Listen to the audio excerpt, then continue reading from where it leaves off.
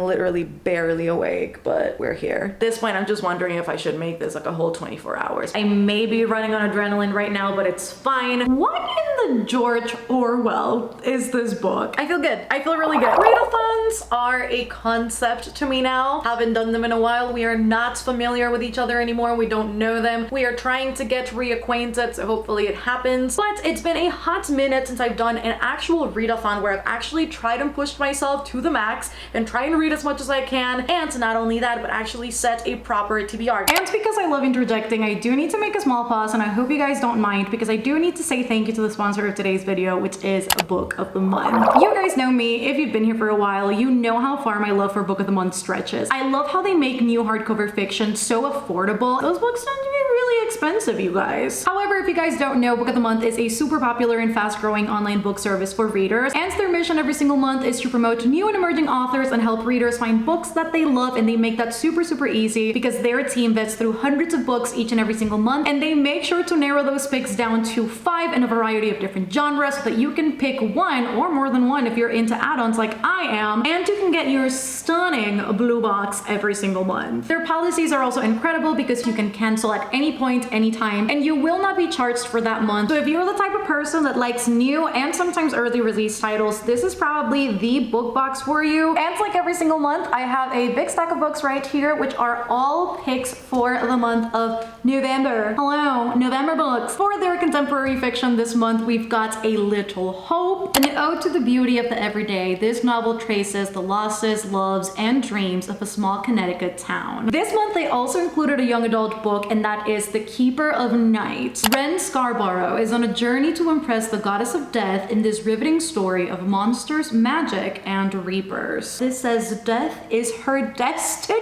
That does sound pretty good to me. Not the death part, don't want her to die, but the overall plot sounds pretty cool. For their famous thrillers, we've got The Collective. Hell have no fury like a mother scorned in this propulsive story of rage, injustice, and the limits of revenge. Their historical fiction this month is called The Family. Set in mid-century Brooklyn, a story of a decades-long friendship between two women bound by the sins of their fathers. And last but not least, out of their main picks, we have a title that I absolutely love, and it is How to Marry Keanu Reeves in 90 Days. Two friends take a wild road trip to stop the world's most eligible bachelor from making a mistake, getting married. And apart from those picks, they also add a collection of add-ons every single month, and this month we've got 2 books that I know a lot of people are anticipating, and that is Will Smith's new book, and the other one is also My Body by Emily Ratajkowski. So if you do want to sign up to Book of the Month and want to get one of these gorgeous books, I do have a code for you guys, and it is MelReads, so that you can get your first book for $9.99, which is a steal. Thank you to them once more for sponsoring this video. So with that being said, those are the plans. That's what we're attempting to do tonight, and let me show you guys the very achievable, honestly, TBR that I have set for myself. First, I do have a manga volume because I've been missing reading manga, and that is Bakuman Volume 1. I read Downfall, and I really didn't love it when I first read it, but people said that if I wanted those writer vibes, those manga publishing vibes, Bakuman would give it all to me. And in this one, we follow 2 students who are both kind of polar opposites, but they kind of work on the same thing. One is a writer, and the other one does illustrations mostly for fun, and when the writer finds out that the illustrator does its thing, he wants to team together in order to write a manga together. And then I do have a middle grade, not only because the font is rather big, so again, something that I can finish rather quickly. Do you see the strategy here? But also because it's one that I've been meaning to read for a while, and that is Potkin and Stubbs. In this one, we follow Lil, who is a wannabe reporter, and she has a missing persons case, and she will have to navigate this case to try and figure out what's happening, who's gone missing, why they've gone missing, and what she can do to potentially bring them back and solve this mystery. It sounds super good. I know this one, as far as middle grades go, is a lot of people's favorites. The covers are also stunning, so I thought this would be the perfect opportunity to pull this out of the shelves and read it too. I also have a graphic novel, and that is Sheets. I've heard that this one is quite sad, and I'm not gonna lie, could use a few tears, okay? We follow a a ghost who I think is stuck on this laundromat, and he obviously leads a very solitary and lonely life, and we kind of follow the ghost's journey, I believe. So that is as far as my knowledge stretches. Again, I will kind of update you guys with this as I go and kind of give you my thoughts, as I will with all of these books. And the very last book, because I've been so into K-dramas lately and they've just been giving it all to me, I thought XOXO by Axio would be the perfect choice for a readathon as well. Also because I have the audiobook, so if my eyes get tired, where I just kind of want to lay there and listen to this and kind of update you guys as I go with it as well, it will be the perfect opportunity to get this book done. In this one, we follow Jenny, who is a cellist, and she really wants to pursue that dream long term. And one day she casually meets this guy named Jae-woo, and they spend this really beautiful night in Los Angeles, and they think that they're never gonna meet each other again because Jae-woo is actually from Seoul. However, by chances of the universe, she finds herself moving with her mother to Seoul to find out that this man is literally one of the members of the biggest K-pop groups in the world. Doesn't that sound incredible? I feel like this is everything that I need right now. It might be a serotonin boost, hopefully so. And so this is the TBR for the next 12 hours. Honestly, I was considering the opportunity to kind of make this a full 24 hours. We'll see if I actually do, because I am gonna be reading the whole day anyway. But for now, these 4 are the plans, and I am super excited. So it is 15 minutes till showtime, and I am super ready to get started with these reads. I actually don't know what I'm starting with. We'll see where it takes us, but I am very excited.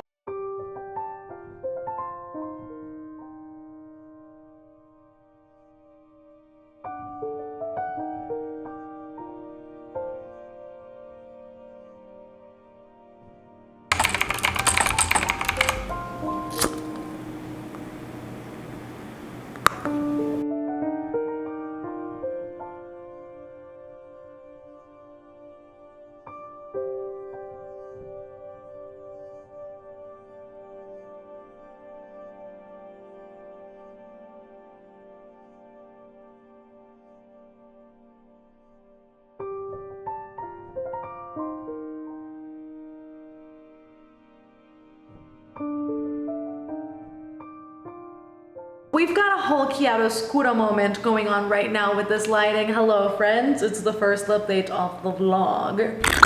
So I have decided to start out the readathon with XOXO. I have started this and I am already 134 pages in. I am listening to the audiobook and the audiobook is fantastic. I think it's really helping me just like really get into the story and really assimilate all of these different pronunciations, because that's always something that's kind of like important to me, to make sure that I get those as right as possible. And the narrator is just putting on the best voice for all of the comedic moments, for all of the more kind of like dramatic, sadder moments.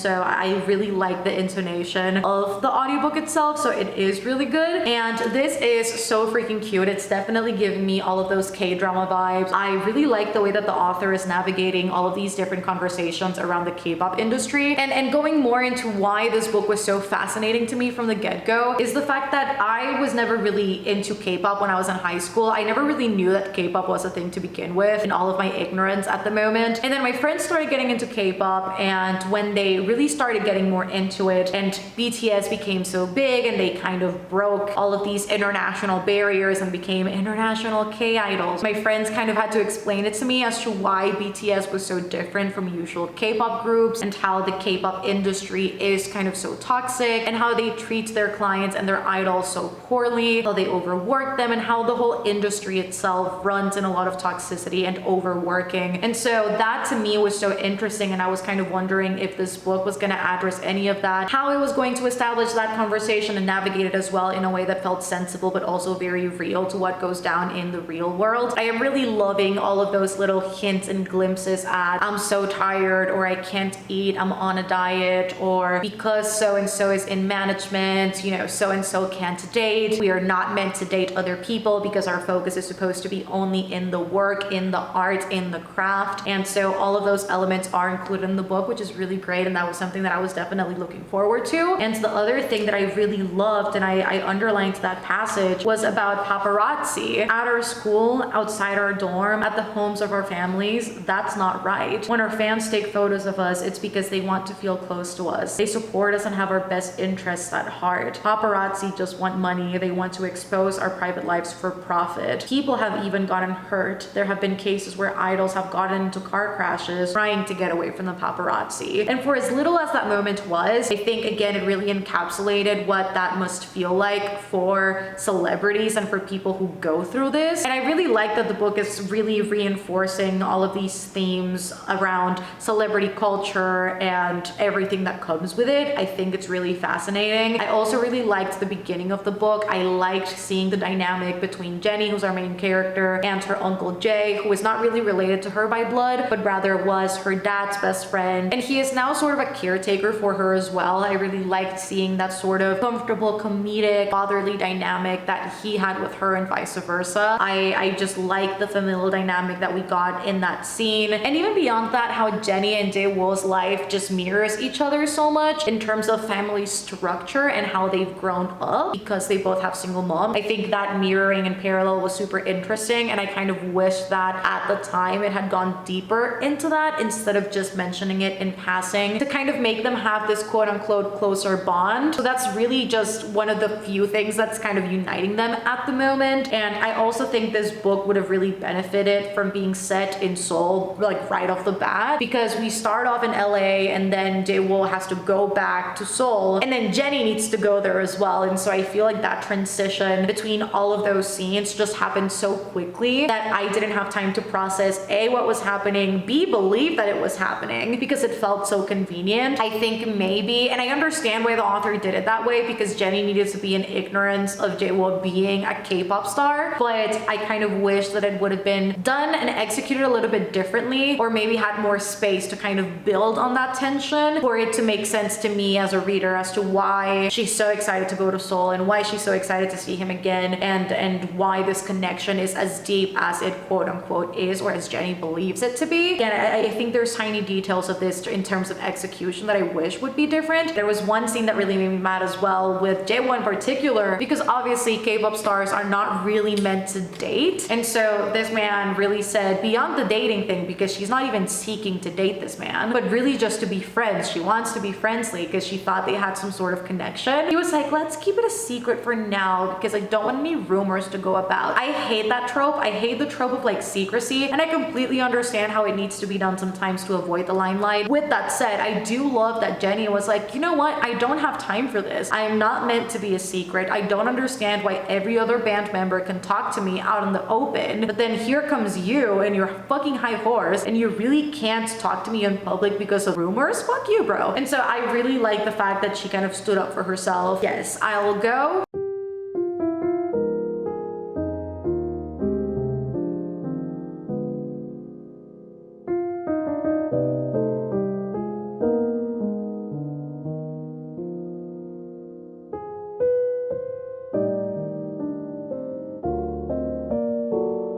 Hello friends, so I have a massive headache and that's just where we're at this point of day. It is currently 1 a.m. and I am 1 hour away from finishing XOXO, but part of me is like, do I want to push through that last hour with this migraine, or do I want to go to bed and wake up in like 4 hours and then finish this as I get ready in the morning / get my coffee and everything and then keep going with my day? So I think that's the approach that I'm going to take, because I don't want to overwork my eyes and my brain and this migraine, you know? I'd much rather go to bed and wake up tomorrow and feel better and finish these books. But it's I don't know why the headache came about, because I've drank like a million of these as I've been sitting here. It's just like, it's literally just water. But I am on page 262, so I literally have 70 pages left. I feel like that sounds about right. I like the book, I just don't like the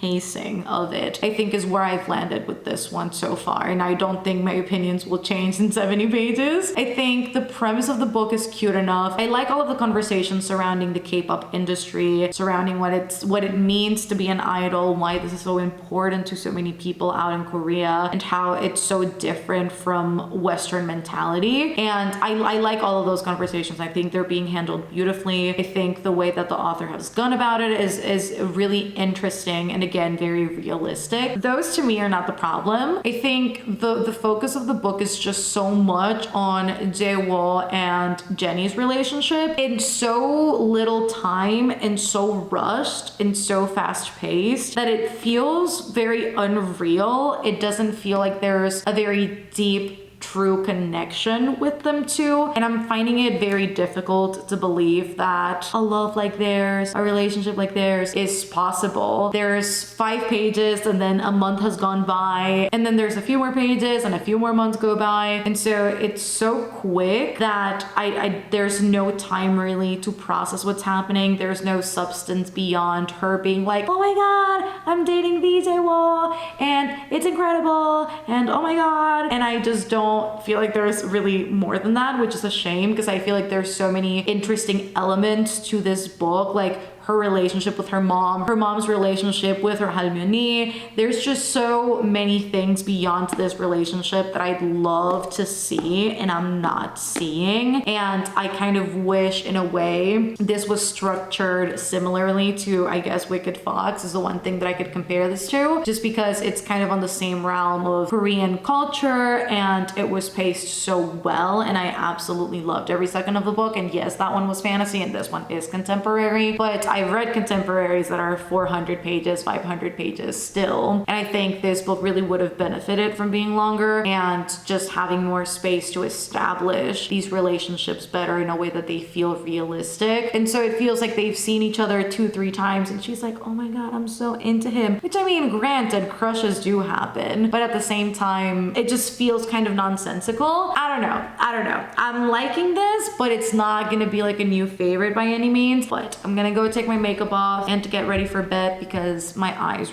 really hurt and I don't know why. But while I do all of my skincare routine and get all of that done, I will continue to listen to the audiobook and hopefully pull that hour down, and maybe I will get to finish this by the time that I am in bed. I shall chat with you guys then.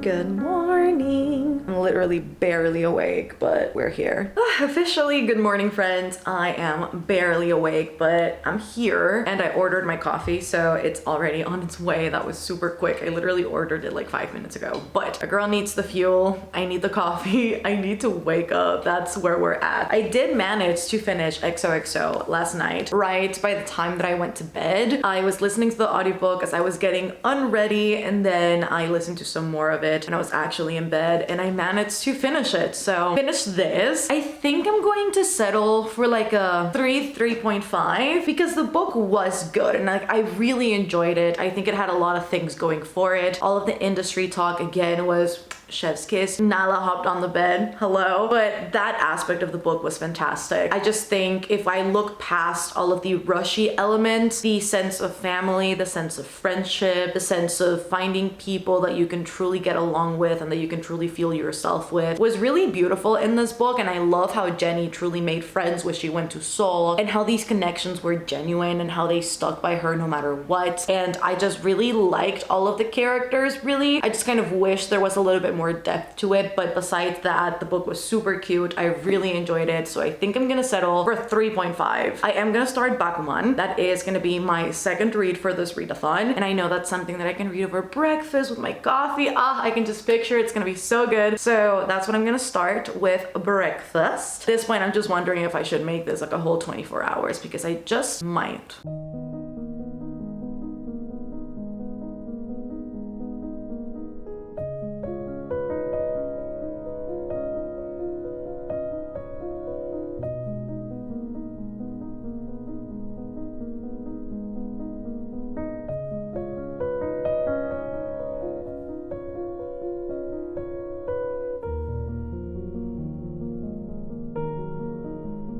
So I've had breakfast and I started reading Bakuman, volume 1. Hello. This is so good, you guys. Like, I cannot even begin to explain to you. I'm about to start chapter 2, but this is everything I was hoping for. And while the commentary is obviously like not that deep because this is a shonen manga, the commentary on the manga publishing industry is so interesting to me, especially because since I'm a newbie to this as well, my brother also had to explain this to me, where basically when you have a really famous manga series, publishers will kind of squeeze you and milk you up until you can't milk no more, and they will keep the series going just for the sake of getting more cash and just for the sake of continuing to make the series. It might be good, it might be a bad decision, but either or, it happens a lot of the time, and that's what's happened to things like One Piece and Naruto and other big mangas that have been going on for a while. And then there's like other iterations of it, and then there's like spin-offs and like prequels and whatever. It's like a whole thing, a whole universe, and I found it super fascinating when he had first explained that to me, and this so far is so good. I also love, since this is from the writers of Death Note, there's kind of this inception moment happening where he talks about himself a lot in this manga, and he's like, well, this isn't Death Note, is it? Or the creator of Death Note said. And I really like those little nuggets because it makes it kind of comedic, and again, it's literally just an Easter egg in here, which is really nice. And also the dynamic between Moritaka and Akito, it's so interesting to me how it comes about that they're going to write a manga together, because it all comes down to Moritaka's crush on Azuki. So it's just so good and so funny, and I can't wait to see what they create together if they actually make it. So it's 20 volumes. I'll probably get a few more after I'm done with this one because I'm really enjoying it. This is kind of what I was looking for with Downfall, but Downfall just ended up being like so like depressing, and the themes in there were just like a little bit too graphic and disturbing in a way that I really didn't want to read about. So this one is just giving me everything that I was looking for with that one. So I'm gonna keep on reading because this is really good, and I also have my coffee here with me, so it'll be good. Manga and coffee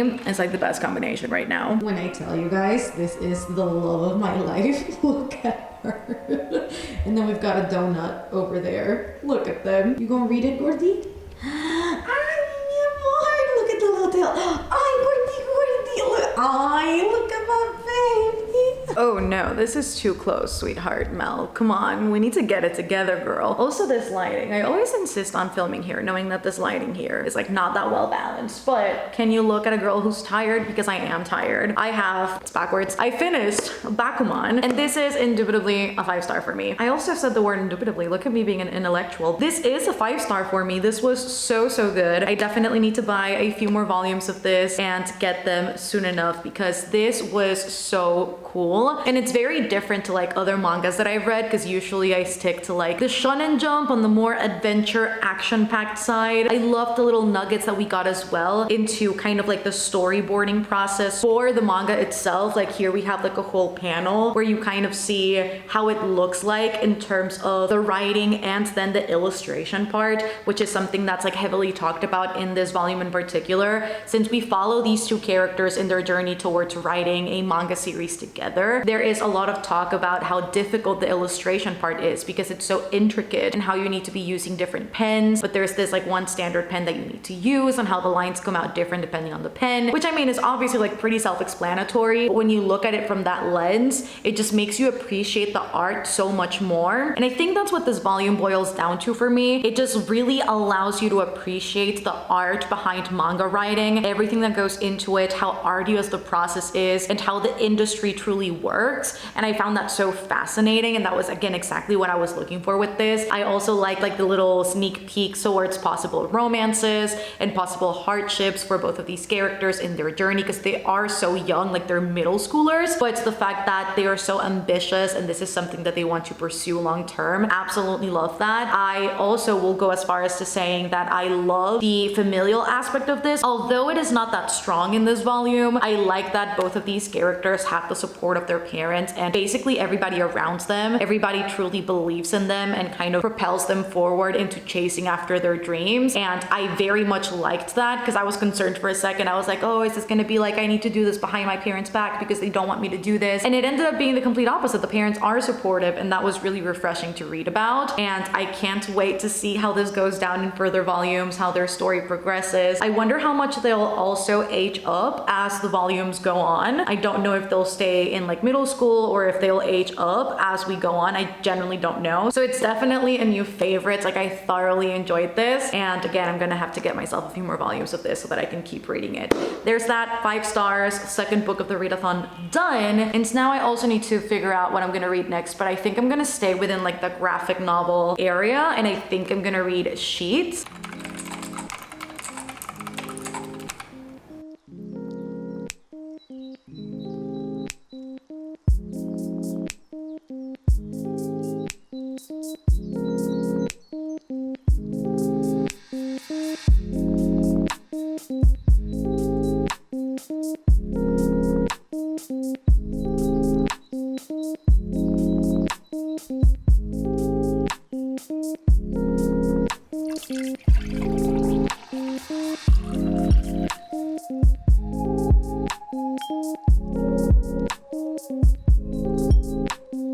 Hello friends! Ignore the glare in the back. There is no way I can get that damage. Also, it's like super bright, but it's like super gloomy outside. So we have a little bit of a situation here in terms of lighting, but hello. And Chloe is scratching herself. Hello, miss. Oh, yeah, gorgeous. But I started and finished Sheets. Hello. And I really liked this. I think I'm gonna rate this a 5-star actually, because I think it was a really great story. So in this one, we actually follow Marjorie, and her mother used to have this laundromat, and unfortunately her mother passed away and her father has been in this big state of grief ever since. So she is the one running this laundromat, and it's been kind of successful, but the quality has kind of gone down a lot and the money is very tight, and the father is thinking of potentially selling this in order to really just get by because it's really difficult at the moment. And on the flip side of that, we have Wendell, who is a ghost. He is an 11-year-old boy. He is trying to make a friend out of Marjorie and trying to overcome all of his grief and kind of denial in his death, and potentially helping her save the laundromat as well. And the tone of this is very lonely. It's very sad at first, especially given Marjorie's circumstances on an everyday basis. She is kind of looked down at by her peers, and she's kind of bullied in school, and she is also still grieving her mother. And so life is a little bit difficult for her, especially given the fact that, again, her dad is in this big state of grief as well. So she also kind of has to take care of her brother in the meantime. And then Wendell, on the flip side, despite having some ghosty friends, he is also very lonely. And I love how these two mirrored each other both in life and death. And I love how Wendell went out of his way to try and help Marjorie with saving the laundromat. I thought that was incredibly cute, and that made me really, really emotional. And there was this one character, oh my god, the yoga guy, who was like, Zen, peace, let me open a 5-star resort for people to learn yoga. But the man was like incredibly bankrupt and had a lot of debt, and he was sabotaging this laundromat and Marjorie every chance he got. And I tell you, I wanted to punch this man while I was reading this. I am not even kidding. So it was a really good short sort of read. I think my favorite thing about this graphic novel, beyond the story, which was so good, was the illustration style. It was so intricate. Like, the line work in this graphic novel is just insane. I loved every single second of the illustrations. Like, look at this. It's so intricate. This shot here as well, it's just so beautiful.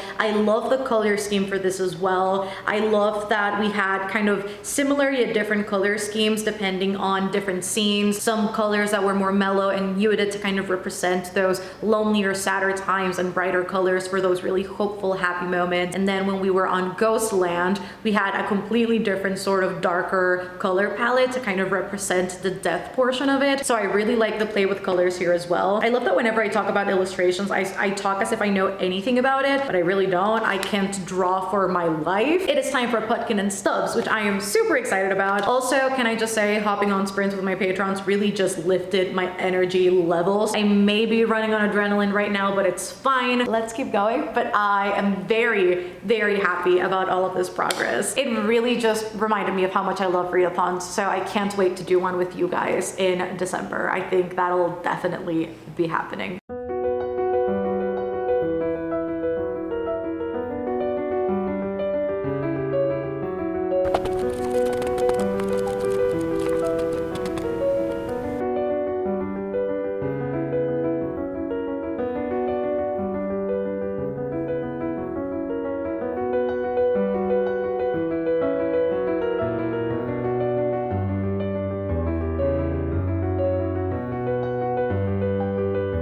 What in the George Orwell is this book? I am fascinated by the world of Potkin and Stubbs. So I've started this. I have made quite a bit of progress. I'm on page 200 and I haven't read since I finished sprints because I got some dinner and then we played some Among Us. So I just got distracted by other things and it is currently 8:20. Hello. But I am determined to finish this in the next hour and a half or so. I absolutely love this book. I didn't expect the very first twist with Nedley. Like, I don't want to say what it is because I would much rather, if you guys picked this book up, I would much rather you guys know what that like first synopsis that I gave you and not really know what that first little twist is so that you can be as shocked as I was when I went into this book, because I was so genuinely surprised and so animated to read after that it was very hard to stop. So that very first twist with Nedley, was not expecting that. That was thoroughly enjoyable. And this world is so interesting as well. I thought this was going to be set in more of like a contemporary city, but I guess this would qualify as like a slightly utopian sort of middle grade because this is set in Pelican City. You have a very strict government that has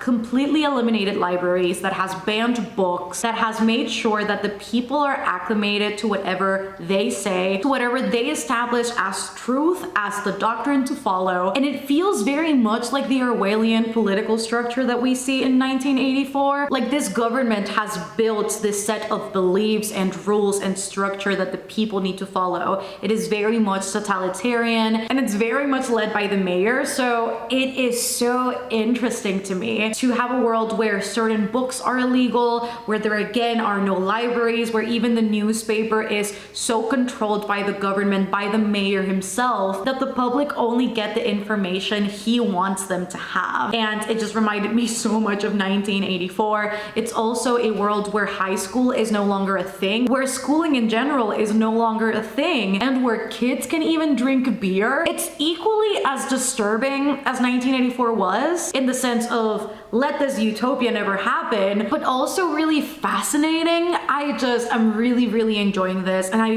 really love Lil as our main character. I think she thoroughly works for this setting because we do have a mystery that needs to be solved, again, a missing persons case, and I love how mature she comes across, and we kind of see this dynamic with her mother, and her mother kind of reiterates that when she sees Lil kind of in the 100-page mark, I believe, and they basically have this conversation about you had to grow up so fast, and she doesn't really apologize for that. She is kind of proud in a way that her daughter is so independent, but it has definitely boiled down and come to a point where her mother almost forgets to take care of Lil because Lil is so independent, but she's 12, like she's so young. And so I really liked seeing that dynamic right from the start, to kind of get to know Lil a little bit more and to see what kind of character she was. She feels so alive, she feels so mature even for 12, and the atmosphere for this book is truly being set so fabulously. I absolutely am loving this. Her dynamic with Nedley as well is something that I think oftentimes when I read middle grade, a little bit of a tangent, but I'll digress, but it's all connected at the same time. I think oftentimes in middle grade when I'm reading it, the lead, who also most times tends to be female, at least in the ones that I have read, the lead always tends to be very pushy. It kind of like has this salty attitude towards the best friend and oftentimes doesn't treat him very well. I experienced that in Pages & Co. I experienced that in Paola Santiago and the River of Tears. And so I really like that in this one, Lil is so accepting and she is genuinely trying to provide her help in whatever way she can. And she's a very loving person and you can tell that, but she does all of these things backed up with that analytical brain. And I absolutely love the balance of all of that. It's really refreshing to read about a main character in a middle grade who is flawed, of course, and who tends to act tougher than she actually is, but who's actually a very lovable character because yes, of course, like kids are flawed, but I'm kind of tired of seeing that same stereotype play out in most middle grades that I read. So this one so far has been super refreshing, and just that whole political landscape that the author has created for this is also again very interesting. I genuinely feel like it's a watered down version of 1984 in all of its best ways, in a way that it's super engaging for kids to read. I am really loving this, and I'm definitely gonna finish this very soon.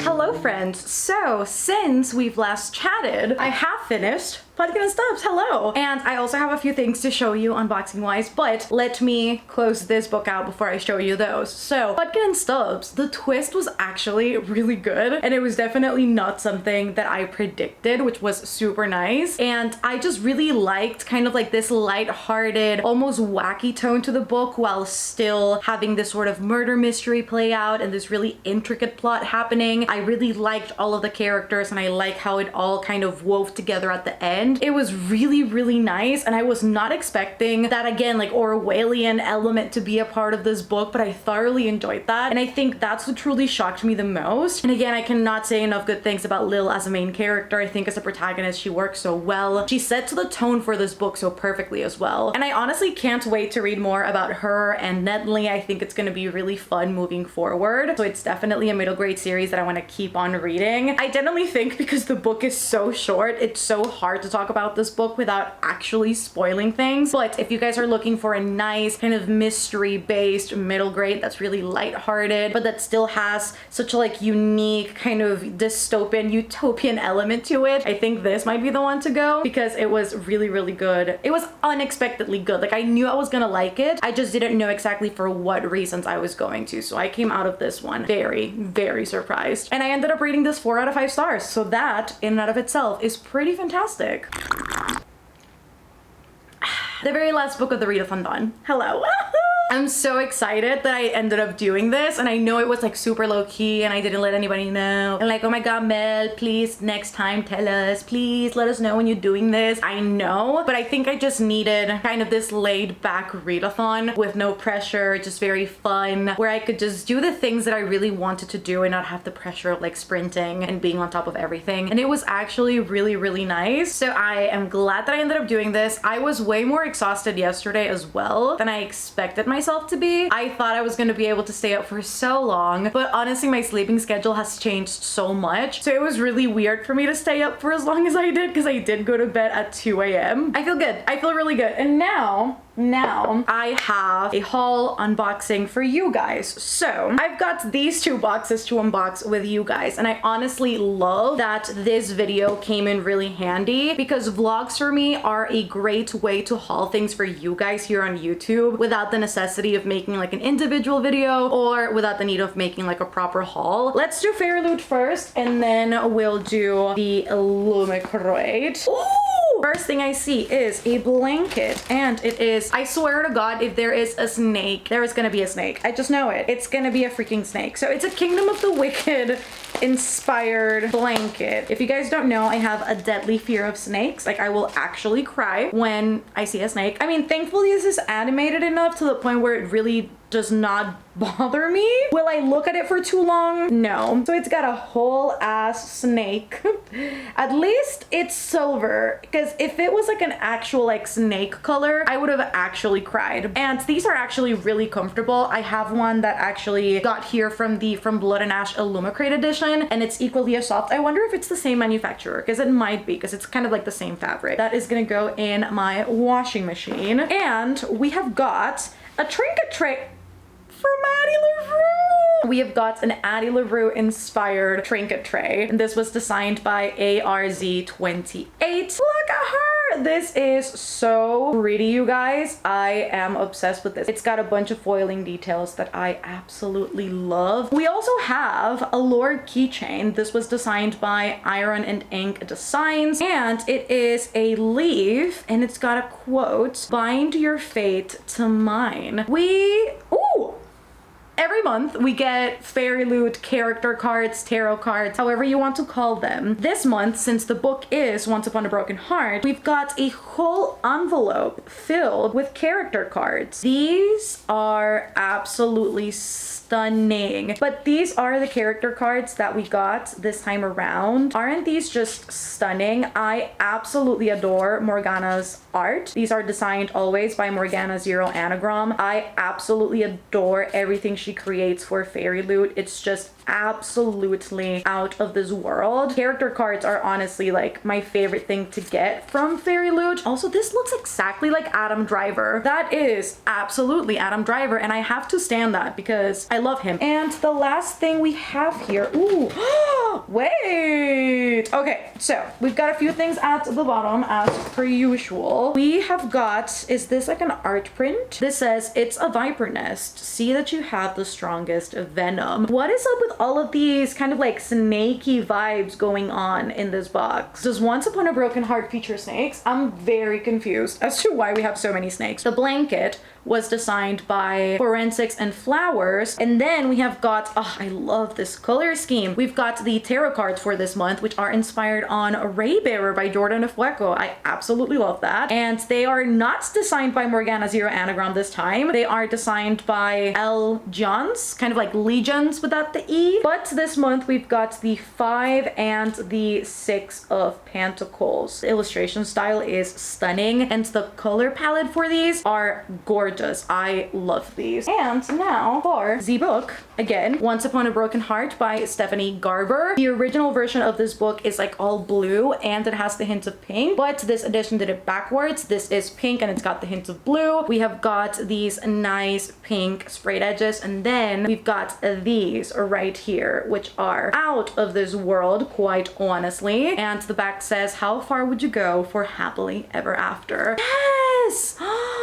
Look at those end papers. Yes. Okay, and then the back has these characters. We've got this on the actual hardcover. The Ballad of the Archer and the Fox. This is so nice. I've been hearing kind of mixed reviews on this book, but I still do want to give it a read and see what I personally think. And we also have this art print beneath the dust jacket. So this is a really, really nice edition. And I know that we follow Evangeline Fox, who has always dreamt of true love and having her significant other, except that her significant other is engaged and to be married, and she wants to stop this at all costs. So she strikes a deal with one King of Hearts, who is Jax, and the story goes from there. I believe there are 3 wishes involved that also involve kisses of some sort, and it's supposed to be twisty and good and very whimsical and mystical. So I can't wait to give this a read again and see what I think. These edges are just giving it all to me. Let's get on to October Illumicrate and see what they did for their box, because again, I know the book, but I haven't really seen anything else. So the theme for October was Revenge is Sweeter. We have got a mug this month. Let us open the, and yes, this is definitely Kingdom of the Wicked. These are Emilia and Wrath. You guys know I loved Kingdom of the Wicked when I read it. I don't know how I'd feel about it now, hence why I'm scared of rereading it before going into the second one. So I don't know if I'll reread it for the second one. This is obviously designed by Rosie Thorns 88, and it is inspired on Kingdom of the Wicked. Got that right. Ooh, what is this? Are these measuring cups? I live for these. These are actually gonna come in super handy on my kitchen. And they've got a rose gold handle, which is beautiful. And then we've got this design right here at the back, designed by Noon Designs, and these are inspired by Caraval. So this is the Convergence. Ooh, Amelia's Kitchen candles. Ah, this smells, okay, this is gonna sound so weird, but I had this candle from my childhood that I've had since literally like, I was like 2 years old or something, and it's lasted for forever because it was like barely burnt when I was younger, and then I started using it now that I was older and I completely burned it out, but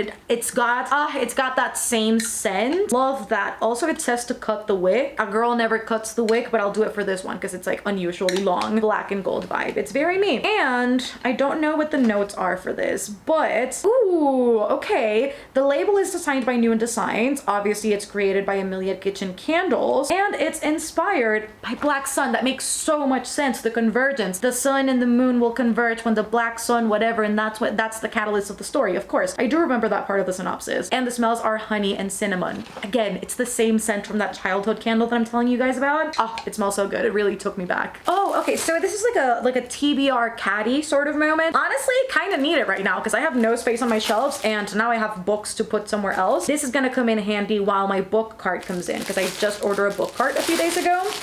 And we got one of these on one of my, I think it was actually my first illumicrate. I don't know if this is inspired on Cersei or The Song of Achilles, but this is inspired by Miss Madeline Miller. Of course, my royal Fence Inkwright designed this, and oh, it's just like inspired by Madeline Miller. And we have got three more items, including the book. This is inspired on Witches Steeped in Gold by Cheyenne Smart. And this is just a regular art print, but look at that art. And this was designed by Toyin Ayetunmobi. This is a stunning art print. Like, I genuinely cannot get over it. Like, they look so stunning, the both of them. And then we have got the monthly pin that, again, Iron Widow. I obviously love the color scheme. The book is very warm in its color scheme, and I think, yes, so this month's book is the same cover. They didn't really do much with it, and it has these stenciled edges right here, which are pretty simple compared to what we've had in the past. We do have a signed bookplate, which is nice, and ooh, we do have some foiling on the book. This says, "You've been living a dream for long enough. Welcome to your nightmare." That was a lot. That took a turn. This art print, though, is really freaking nice. I love art prints with my whole existence. So this book is pitched as a Handmaid's Tale meets Pacific Rim, which is the most interesting combination, honestly. And we follow our main character, who's 18 years old and who offers herself as a concubine pilot in order to gain revenge on the ace pilot who murdered her sister. And she is then deemed the Iron Widow, actually, by leaving her first fight unscathed. So based on those two things, it sounds really promising, and I've been hearing incredible things about this one. It got a lot of promotion as well before the book even came out, so I have hope that this will be good. And if you do want to sign up to either the fairyloot or the illumicrate waitlist, I will be leaving both links down below. And yes, you guys, I'm going to end this vlog here. There is nothing else to say, but I had a lot of fun. I hope that you guys enjoyed this mini chill readathon vlog. If you did, don't forget to give it a thumbs up down below and comment down below if you've read any of the books that I've mentioned in this video. And if you reach the very end of this video, let's leave a clock emoji as we do in readathon vlogs. Don't forget to subscribe down below if you haven't done so already. I am constantly uploading videos and I'm sure you do not want to miss. And if you want to support the channel further, I do have a Patreon. It is always linked down below in case you want to join us for all of the fun, all of the buddy reads, book clubs, live streams, chats on the Discord. It is always there alongside all of my social medias. Again, interjecting here because what is continuity anymore? I also, before I log off, need to give one more thank you to Book of the Month for sponsoring today's video and for being incredible. Don't forget that you can use my link at the top of the description and my code MelReads to get your first book for $9.99. So thank you so much to them for sponsoring today's video. I love you guys so much, to the moon and back, and I shall see you on the next one. Bye, guys.